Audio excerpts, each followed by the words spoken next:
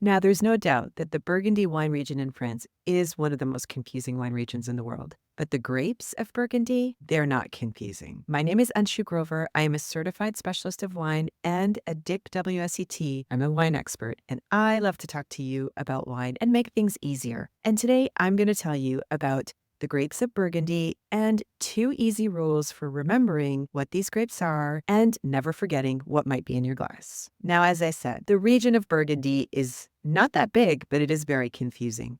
But when it comes to the grapes, the first thing I want you to remember is what I call the rule of 4. The rule of 4 will help you remember that essentially there are really only 4 important grapes that you need to remember when it comes to Burgundy. The first one is Chardonnay. Chardonnay represents approximately 49% of all plantings in the region, and there's a very high likelihood that the white wine that you're drinking from Burgundy is actually based on Chardonnay. The second major grape that you want to remember is Pinot Noir. Pinot Noir makes approximately 40% of the plantings in the region, and most of the red wines that you'll drink from the region, in fact, contain Pinot Noir.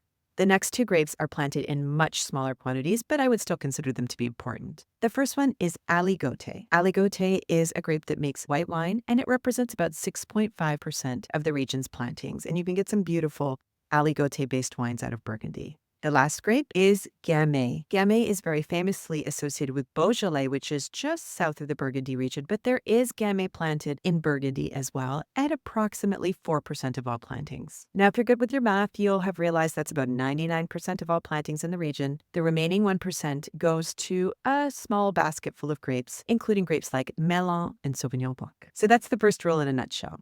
The second rule is a simple one too, and that is the rule of 1, not many. What do I mean by that? In many parts of the world, and especially in parts of France such as Bordeaux, it is a common practice to blend a lot of grapes together to produce a final wine. However, in Burgundy, the practice is to use one grape and use it fully. In other words, if you're drinking a red wine, you are likely drinking a red wine that is made from 100% Pinot Noir. And if you are drinking a white wine, you're likely drinking a 100% Chardonnay.